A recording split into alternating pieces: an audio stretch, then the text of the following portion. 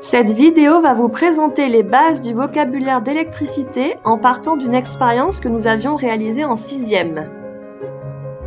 Nous avions essayé d'allumer une lampe à partir d'une pile possédant 2 languettes. Ce type de pile n'est plus du tout utilisé à l'heure actuelle, mais elles sont très intéressantes pour apprendre les bases de l'électricité.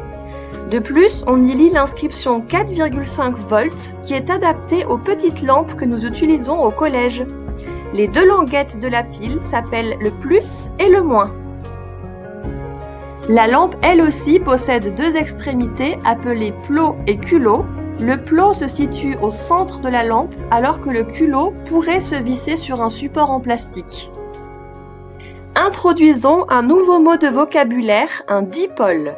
Un dipôle électrique est un composant ou objet électrique possédant 2 bornes, c'est-à-dire 2 extrémités par lesquelles le courant peut entrer ou sortir. La lampe est un dipôle puisqu'elle possède le plot et le culot. La pile est également un dipôle puisqu'elle a le plus et le moins. Revenons à notre défi réalisé en 6e.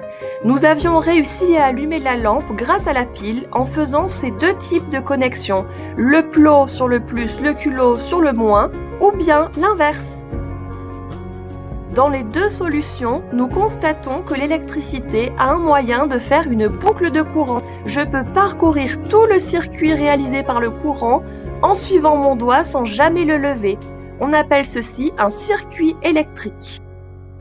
Dans ce circuit électrique qui permet d'allumer la lampe grâce à la pile, nous avons 2 nouveaux mots de vocabulaire qui vont distinguer la pile de la lampe.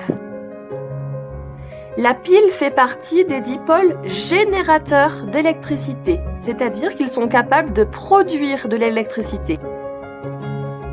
La lampe, elle, fait partie des dipôles récepteurs d'électricité, c'est-à-dire qu'elle reçoit l'électricité d'un générateur et d'ailleurs elle en a besoin pour fonctionner, elle ne pourrait pas fonctionner toute seule.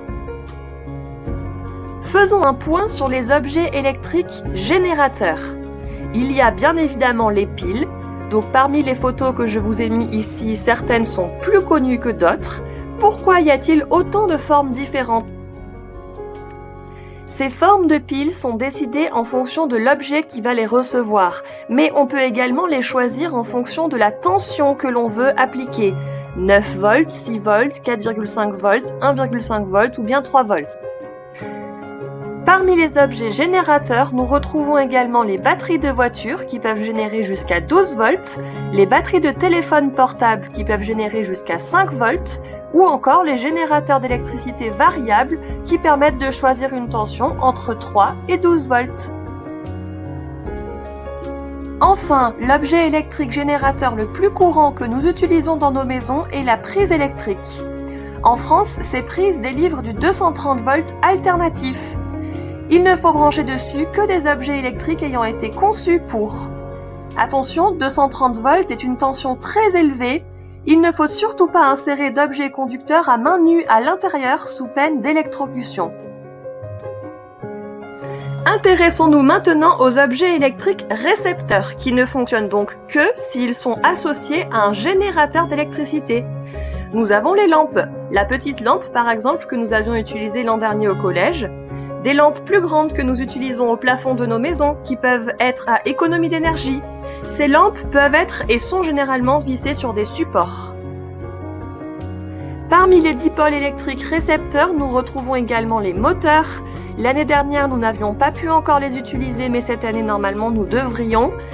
Par exemple, un moteur pour un ventilateur ou alors un moteur pour refroidir les téléphones portables ou bien les ordinateurs. Je précise quand même que l'on parle ici du moteur en tant que récepteur d'électricité, c'est-à-dire le moteur que l'on va être obligé de relier par exemple à une prise électrique génératrice d'électricité. Je ne suis donc pas en train de parler du moteur à essence ou bien de l'éolienne qui eux sont générateurs d'électricité. Donc pour l'instant, nous considérerons le moteur en tant que récepteur. En récepteur électrique, il y a aussi les DEL, diodes électroluminescentes, plus connues selon la prononciation anglaise sous le nom de LED. Ce sont des petites lampes, généralement de couleur. Il y aurait d'autres récepteurs d'électricité, mais nous ne nous intéresserons en 5e que à ces 3-là. De cette vidéo, nous retiendrons 4 mots de vocabulaire.